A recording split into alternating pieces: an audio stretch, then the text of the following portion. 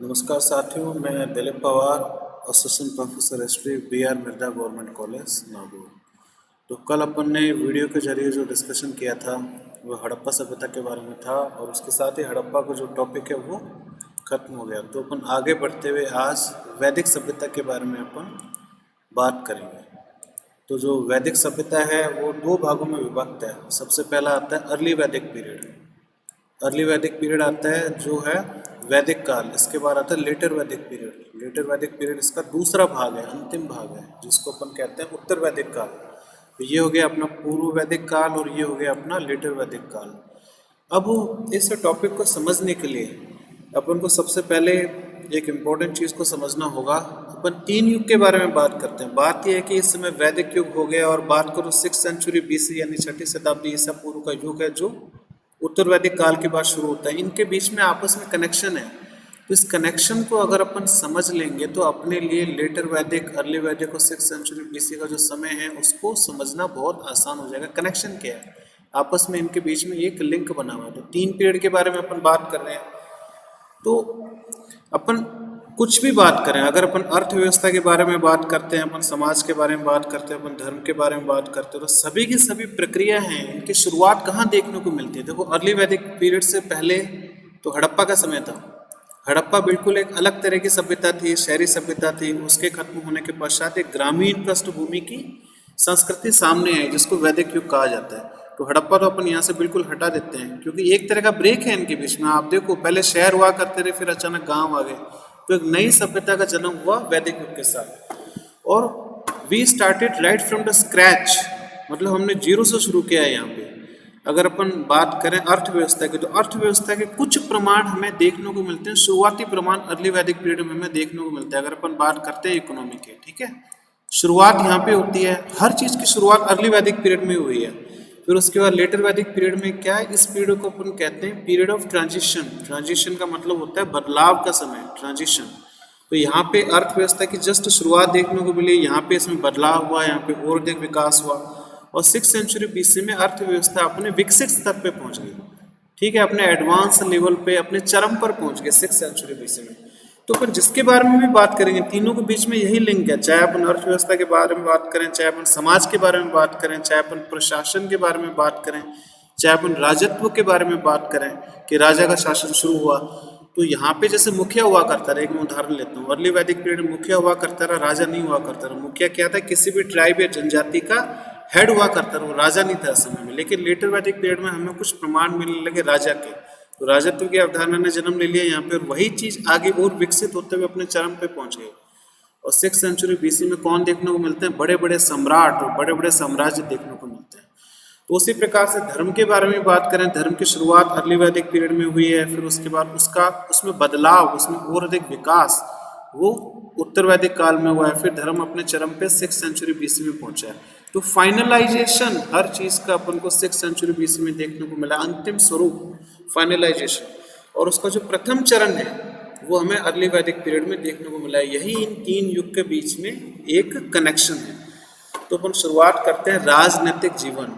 Early वैदिक period में राजनीतिक जीवन किस प्रकार का रहा, इसमें अक्सर सवाल आते रहते हैं आपके ग्रेजुएशन के अंदर या कॉम्पिटिटिव एग्जाम के अंदर।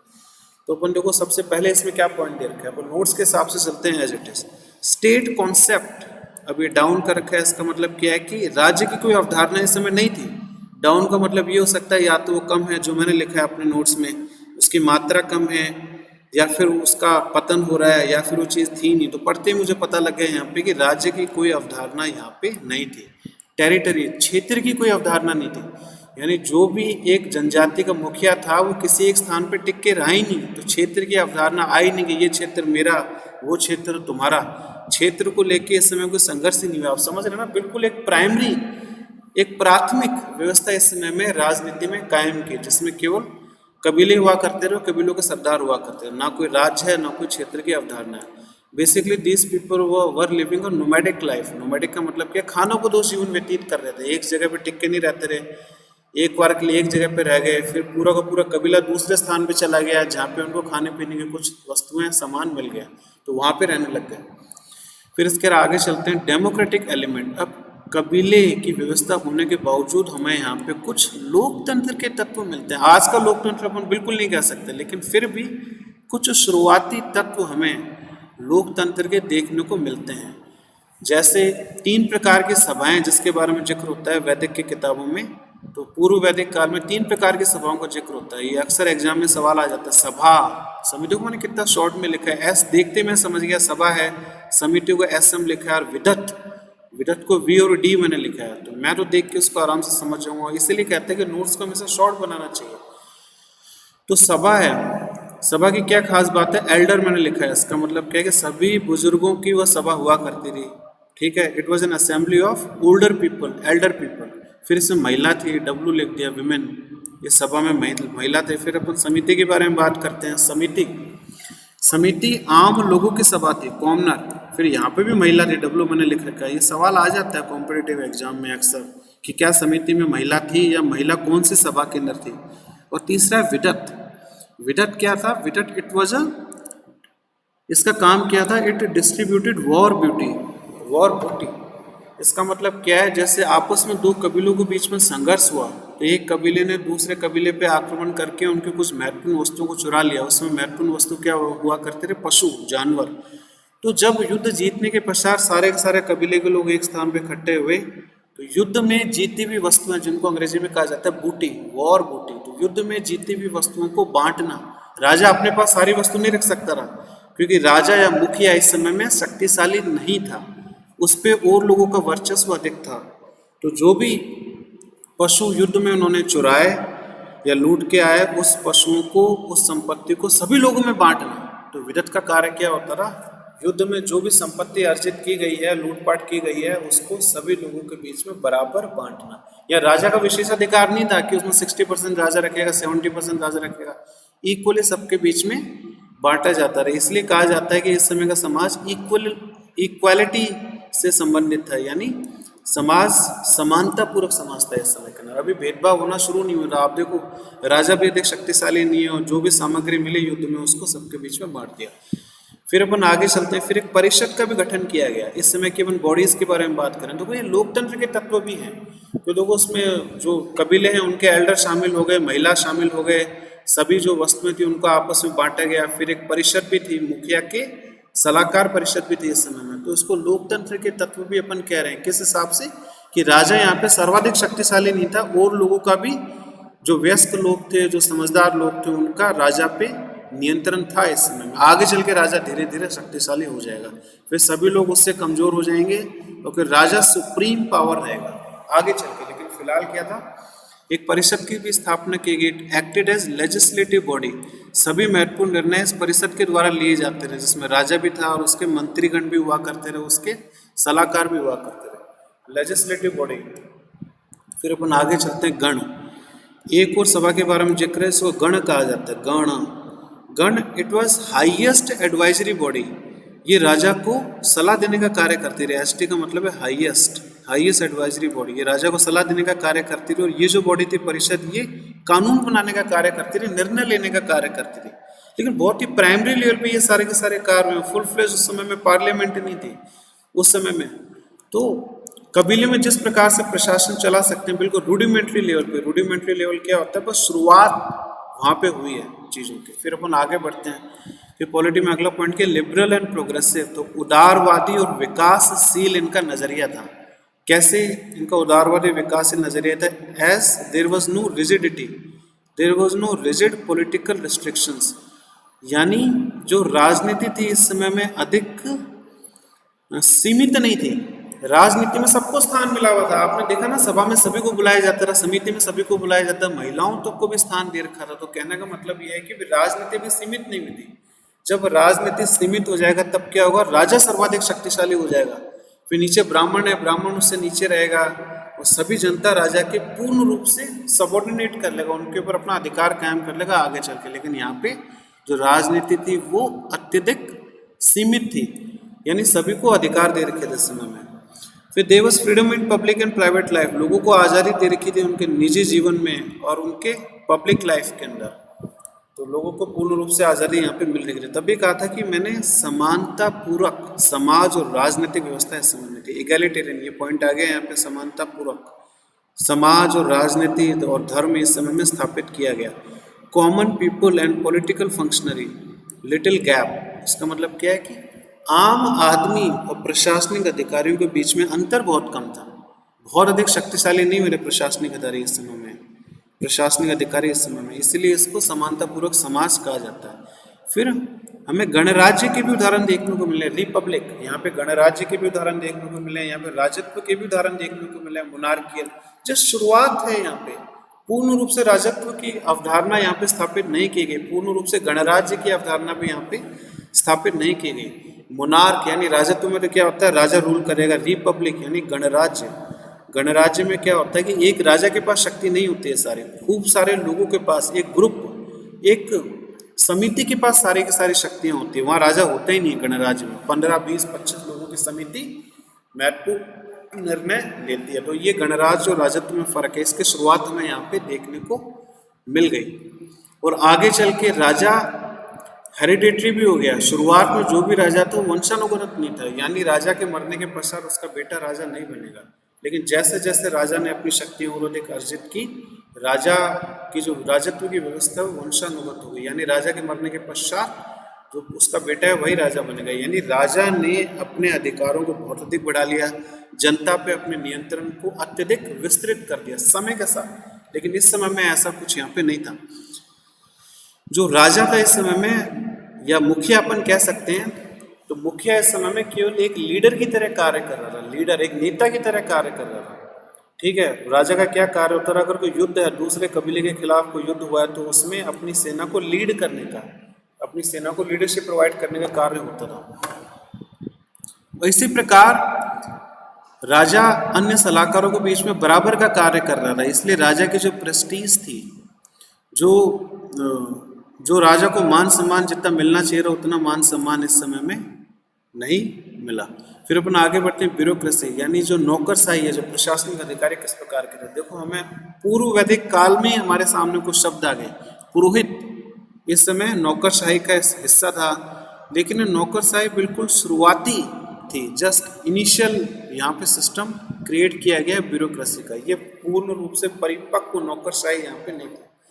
तो पुरोहित का नाम आता है, सेनानी का नाम आता है। पुरोहित आप समझ गए, चीफ ब्राह्मण हुआ करता रहा सेनानी, आर्मी का चीफ हुआ करता रहा ग्रामीणी, गांवों का मुखिया हुआ करता रहा ग्रामीणी। और ग्रामीणी का क्या कार्य होता रहा, जब भी कोई युद्ध होता रहा वो अपनी सेना को राजा की सेना में शामिल कर दिया करता रहा, यानी गांव के सभी सदस्य एक प्रकार से सैनिक के रूप में भी कार्य किया करते रहे।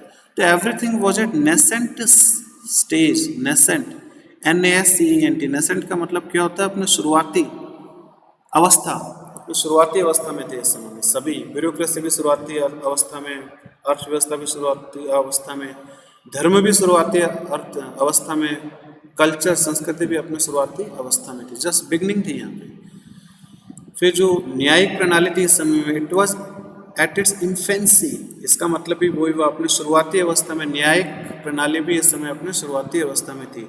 नो कोडिफिकेशन ऑफ लॉ, इस समय जो नियम है, जो कानून है, उनको लिखा नहीं गया, लिखित रूप नहीं दिया गया। फिर सबसे कॉमन जो अपराध, जो सबसे कॉमन अपराध इस समय में क्या था, पशुओं को चुरा लेना। और पशुओं के खातिर इस समय कबीलों के बीच में अक्सर युद्ध हुआ करते थे। पशु बहुत महत्वपूर्ण संपदा थी इस समय में, खासकर गाय। गाय का अत्यधिक धार्मिक और आर्थिक महत्व था, क्योंकि गाय से हमें अनेक प्रकार की वस्तुएं मिल सकती थी, जैसे दूध मिल सकता रहा, हमें घी मिल सकता था, दही मिल सकता रहा, तो उसका महत्व समाज में अत्यधिक था।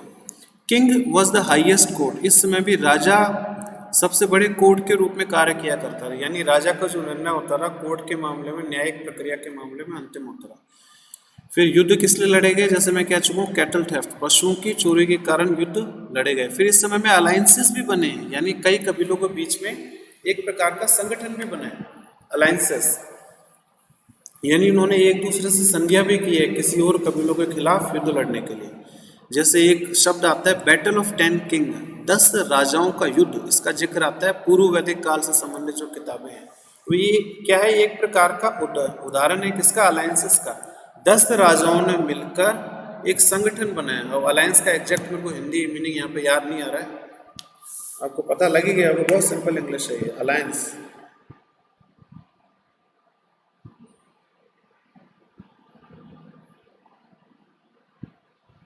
अलायंस का मतलब है संधि।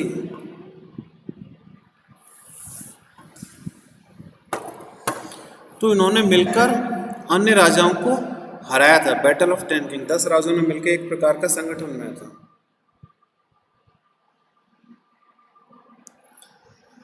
ठीक है, तो उसमें अपन आगे चलते हैं।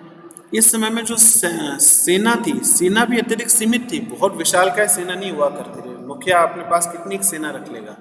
तो एवरी अडल्ट जो गांव में ग्रामीणी हुआ करता रहा, उस गांव के अंदर जितने भी वयस्क पुरुष होते रहे, वो सभी के सभी ऑटोमेटिकली सेना में शामिल माने जाते रहे, सभी के सभी सेना का भाग होता रहा। उनको ना तो कोई विशेष ट्रेनिंग मिलती थी, तो इतनी इफिशियंट आर्मी नहीं थी, बहुत लिमिटेड आर्मी थी इस समय में। फिर उसके बारे में अपन बात करते हैं कर प्रणाली के बारे में, टैक्सेशन। टैक्सेशन भी इस समय में अपने नेसेंट स्टेज पे था, यानी अपनी आरंभिक अवस्था में था इस समय में। एक प्रकार का कर है बाली, बाली नाम का कर है, जिसके बारे में हमें जानकारी मिलती है पूर्व वैदिक काल में। बाली एक प्रकार का वॉलंटरी कर था, यानी अभी देखो कर भी जरूरी नहीं हुआ है लोगों को देने के लिए, यानी अगर कर देना इस समय आवश्यक नहीं था, कोई चाहे तो कर दे सकता है, जिसको कहा जाता है बाली। अपनी इच्छा से, अपनी स्वेच्छा से कोई कर राजा को या मुखिया को दे सकता रहा, कोई बाध्यता नहीं थी। आगे चल के ये कर वॉलंटरी नहीं रहा, स्वैच्छिक नहीं रहा, ये लोगों को देना ही पड़ेगा, आवश्यक कर दिया। तभी तो राजा ने अपनी शक्तियों को धीरे धीरे बढ़ाया। फिर एक और शब्द आता है कुल। कुल होता है ना, अपन कुल दीपक के बारे में बात करते हैं, जो परिवार है, जो वंश है, कुल। और कुल का जो मुखिया होता रहा, कुलापा कहा जाता रहा, कुलापा, कुल। और ये हेड ऑफ फैमिली हुआ करता रहा, यानी कुल का जो हेड था वो कुलापा था, उसको परिवार का मुखिया कहा जाता रहा। और जो गांव है, गांव का मुखिया होता रहा ग्रामीणी। इस ये क्रम है। सबसे छोटी यूनिट क्या है, समाज के बारे में अपन बात करें, सबसे छोटी यूनिट है कुल। कुल के बाद आएगी ग्राम, ग्राम के बाद आएगा विस, विस के बाद आएगा जन, विस के बाद आएगा जन। और जो विस क्या था, विस एक प्रकार की जनजाति थी। विस, विस का जो मुखिया होता था विस्पति हुआ करता था, कुछ लोगों का समूह अपन कह सकते हैं विस। उसके बाद जन, जन पूर्ण रूप से जनजाति थी, एक बड़ी यूनिट थी, सबसे बड़ी यूनिट थी जन, यानी पूरा का पूरा कबीला, और उसका मुखिया होता था गोप। It was the highest political unit, सबसे बड़ी राजनीतिक संस्था थी जन।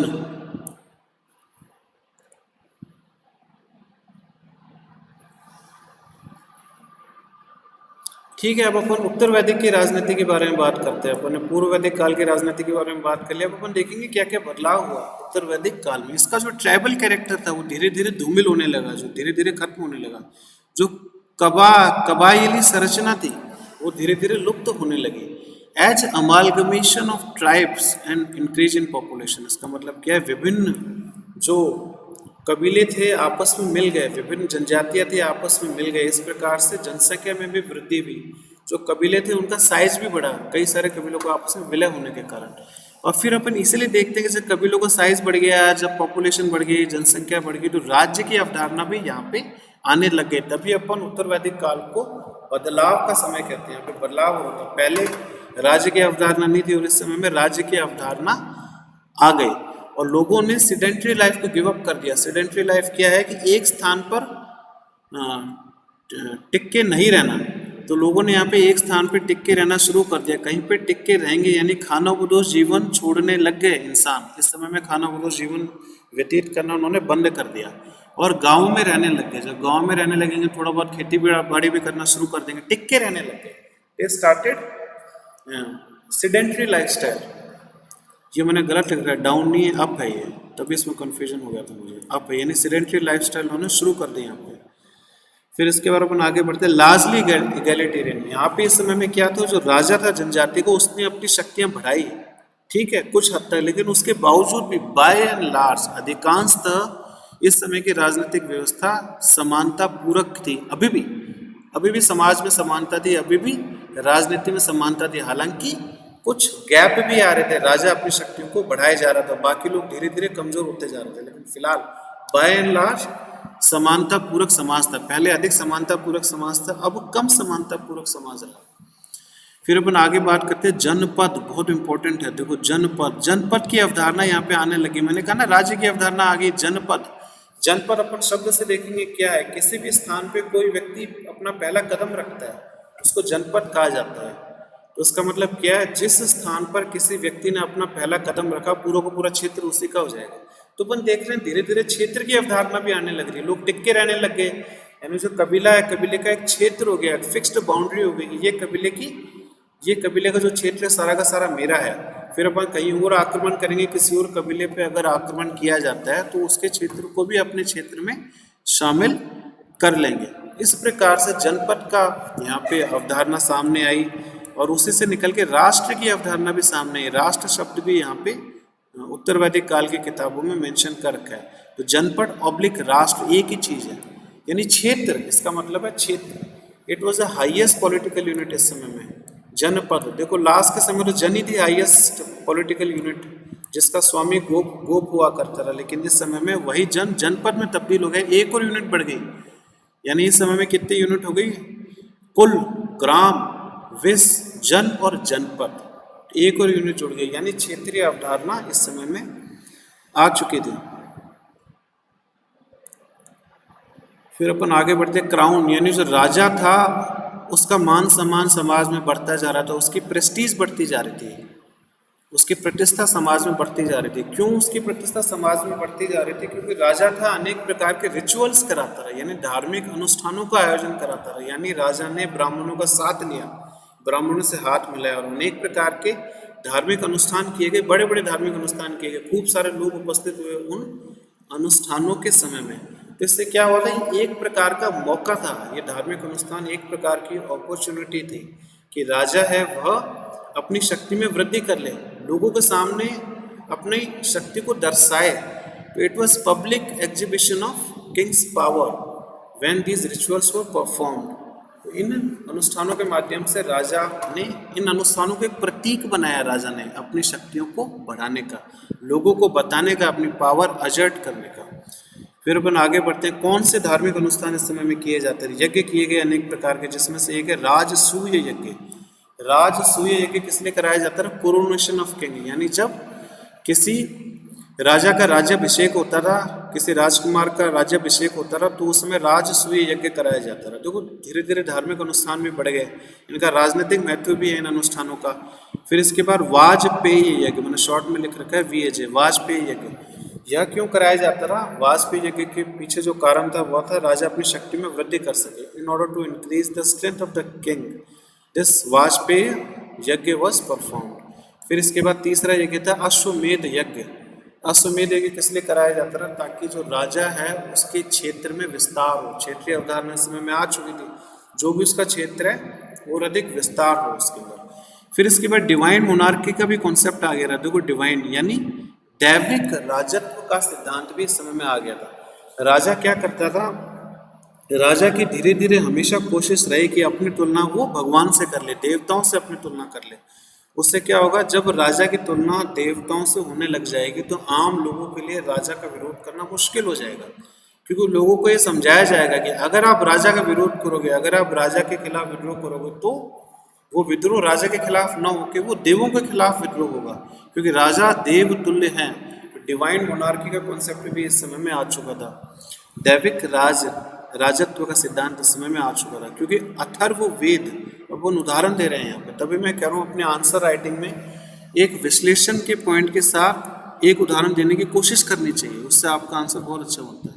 जैसे अथर्ववेद में क्या लिखा हुआ है, किंग परीक्षित, राजा परीक्षित ने अपने आप को अर्धदेव कहा है। उसने कौन सी उपाधि ली है, राजा परीक्षित ने अर्धदेव, यानी अपने आप को आधा देवता समझा उसने, यानी अपने आप को देवताओं के करीब समझा है। तो इसका मतलब ये है कि डिवाइन थ्योरी इस समय में आ चुकी थी। फिर अनेक प्रकार की उपाधियां ली गई राजाओं के द्वारा। उपाधि लेने से क्या होता है, राजा अपनी पावर को अजर्ट करता है, राजा अपनी प्रतिष्ठा में वृद्धि करता है। तो कौन कौन से इस समय में उपाधि ली गई, एकारथ। एकारथ का मतलब है सोलो मोनार्क। सोलो मोनार्क का मतलब यह है कि पूरे ब्रह्मांड में, पूरी पृथ्वी पे केवल एक ही राजा है और वह राजा है, क्लेम किया जाता था। बड़ी बड़ी उपाधियां धारण करना इस समय में शुरू कर दिया था, राजा शक्तिशाली हो रहा था। दूसरा कौन सा इस समय उपाधि ली गई, सर्वभूमि, इसका मतलब गॉड ऑफ अर्थ, यानी जो राजा है वो पृथ्वी पे देवता के समान है। सर्वभूमि यानी जो सारे के सारे जमीन है, सारे का सारा क्षेत्र है, उसका स्वामी राजा है। तो इस प्रकार के टाइटल उपाधियां राजाओं द्वारा ली जाने लगी। फिर इस समय में जो न्यायिक प्रणाली थी, कोर्ट नहीं, न्यायिक प्रणाली नहीं, यहाँ पे एलोबरेट कोर्ट, यानी जो राजा का कोर्ट था, जो राजा का महल था, वो भी एलोबरेट हो गया। उसमें खूब सारे प्रशासनिक अधिकारी आ गए, खूब सारे सैनिक अधिकारी आने लग गए। ये बदलाव का समय था। फिर इसके बाद है ब्यूरोक्रेसी। जैसे पहले अपन नौकरशाही के बारे में 3-4 अधिकारियों के बारे में बात की, पुरोहित, सेनानी, उसी प्रकार से नौकरशाही का इस समय में उत्तर वैदिक काल में विस्तार हुआ। अब 16 विभिन्न प्रकार के अधिकारियों के बारे में हमें जानकारी मिलती है उत्तर वैदिक काल में। सबसे पहला देखो सेनानी उस समय का है, पूर्व वैदिक काल का पुरोहित भी उस समय का है। 2 तो पुराने चले आ रहे हैं, नए और ऐड हो गए, युवराज ऐड हो गया यानी प्रिंस, राजकुमार। अक्षवपा, अक्षवपा, अक्षवपा का क्या काम था? ही वॉज किंग्स साथी इन डाइस, यानी पासे के खेल में राजा का सहयोगी था। अक्षवपा देखो मैंने किस तरीके से हिंदी और इंग्लिश को यहाँ पे कंबाइन करके लिखा हुआ है, स्पेस बचाने के लिए, अपना समय बचाने के लिए, ताकि कम समय में अधिक चीज को लिख पाए। और मैं किंग्स कंपेनियन लिखता है तो लंबा हो जाता है, किंग्स साथी इन डाइस, ये चीज मुझे ही समझनी है और मैं इसको समझ सकता हूँ। फिर रक्षिण, रक्षिण ये जो शब्द है, रक्षिण भी एक प्रकार का अधिकारी था जो पुलिस का चीफ था। रक्षा से आप समझ सकते हो पुलिस का क्या काम होता है, सबकी रक्षा करना। तो he was protector of the people, रक्षिण। फिर पालागल, इस तरह के क्वेश्चन एग्जाम में आ रखे हैं, IAS RS दोनों में, ऑब्जेक्टिव इसके टाइप। पालागल, पालागल का क्या अर्थ था? Ambassador of king, ambassador of king यानी राजा के दूत की तरह कार्य करता था पालागल, एम्बेसडर ऑफ किंग। फिर इस समय उसी तरीके से हम न्यायिक प्रणाली और सेना के बारे में बात करेंगे, तो जो पूर्व वैदिक काल के पॉइंट है वही यहाँ पे रिपीट हो जाएंगे, कोई विशेष पॉइंट नहीं है यहाँ पे, ठीक है, इसलिए यहाँ पे खाली छोड़ रखा है न्यायिक प्रणाली और सैनिक प्रणाली के अंतर्गत। फिर अब युद्ध का नेचर चेंज हो गया है, युद्ध है उसकी प्रकृति चेंज होगी। कैसे प्रकृति चेंज होगी? पहले युद्ध किस लिए किए जाते रहे? पशुधन प्राप्त करने हेतु, लेकिन इस समय में जो युद्ध किए जाने लगे उसमें भारी बदलाव हुआ। अब युद्ध किस लिए किए जाने लगे? क्षेत्र, अपने क्षेत्रों का विस्तार करने के लिए, अधिक से अधिक क्षेत्र को पाने के लिए, विस्तृत भूभाग को पाने के लिए अब युद्ध किए जाने लगे। पूरा नेचर चेंज हो गया। अब इंपीरियलिस्टिक आउटलुक धीरे धीरे आने लग गया, आया नहीं था पूर्ण रूप से, पूर्ण रूप से आएगा 6th सेंचुरी BC में, जो उसके बाद का समय।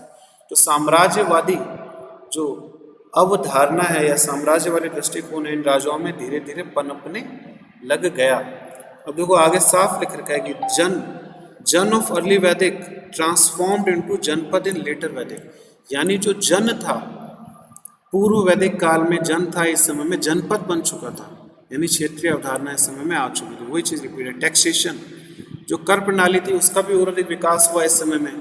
टैक्सेशन में क्या था? जो बाली नाम का जो कर था, पहले स्वैच्छिक कर था जैसे मैंने बताया, इस समय स्वैच्छिक नहीं रहा और लोगों को देना आवश्यक हो गया। It became a regular tax, यानी एक प्रकार का नियमित कर बन गया ये, और इसको लेने वाला एक अधिकारी भी अपॉइंट कर दिया, बाली। लोगों को देना भी पड़ेगा और अधिकारी को जिम्मेदारी दे दी कि वो इस कर को कलेक्ट करेगा। बाली साधक उस अधिकारी का नाम था। फिर भाग नाम का एक कर के बारे में भी इस समय हमें जानकारी मिलती है। भाग का मतलब होता है एग्रीकल्चर प्रोड्यूस, कृषि पे लगने वाला कर। और इसके बाद भोग नाम का भी एक कर है जिसके बारे में जानकारी मिलती है। भोग का मतलब है सेरेमोनियल गिफ्ट, यानी राजा को समय समय पर लोगों के द्वारा जो गिफ्ट दिए जाते थे, जो उपहार दिए जाते थे, किसी न किसी रिचुअल के समय में कोई अनुष्ठान हो रहा है तो राजा को उस समय गिफ्ट दिए जाते थे, सेरेमोनियल गिफ्ट, जिसको भोग कहा जाता है। अब ये देखो लेटर वैदिक टेक्स्ट में क्या लिखा गया, थोड़ा सा ये पढ़ लेते हैं। उत्तर वैदिक के जो किताब है उसमें क्या लिखा हुआ है? King showed with great abilities and a great personality, यानी अब राजा की तारीफ करना शुरू कर दी उत्तर वैदिक की किताबों में कि राजा एक बहुत महान व्यक्ति हुआ करता था, उसकी कैपेबिलिटीज बहुत अधिक थी, वह तो एक शक्तिशाली राजा हुआ करता रहा जिसमें निपुणता बहुत अधिक थी, abilities. He was a able ruler and he had a great personality, उसका व्यक्तित्व बहुत बड़ा था। तो तारीफ करना यहाँ पर शुरू कर दी राजा की। जैसे उदाहरण दे रखा है किस प्रकार से राजा की प्रतिष्ठा में वृद्धि की गई। राजसूय यज्ञ, जो राजसूय यज्ञ होता है, राजसूय यज्ञ के बीच पासे के गेम में राजा को विजेता दिखाना, यानी जो राजसूय यज्ञ इस प्रकार से किया जाता रहा, राजसूय यज्ञ के दौरान जो पासे का गेम खेला जाता रहा, खेल खेला जाता रहा, उसमें विजेता हमेशा राजा ही होता था। यह लेटर वैदिक पीरियड में लिखा हुआ है। इसका मतलब क्या है कि राजा हमेशा विजेता ही होता है। तो पासा के गेम में राजा को जीतना आवश्यक होता रहा, यानी जो दूसरे खिलाड़ी होते रहे वो जानबूझ के हार जाया करते रहे। It was just the show of a game. वो केवल दिखावा करते रहे गेम खेलने का, वास्तव में गेम नहीं खेलते रहे। तो पासे के गेम में हमेशा राजा ही जीता करता है। राजा है तो वो जीतेगा, हार कैसे सकता है राजा। फिर वाजपेयी यज्ञ, जिसमें क्या होता रहा, चेरियट रेस होती रही। वाजपेयी यज्ञ में चेरियट मतलब रथों की दौड़ हुआ करती रही। उसमें एक राजा का रथ भी होता रहा और दूसरे के रथ भी हुआ करते रहे। और इस दौड़ में भी क्या होता रहा, राजा का रथ ही हमेशा जीतता रहा।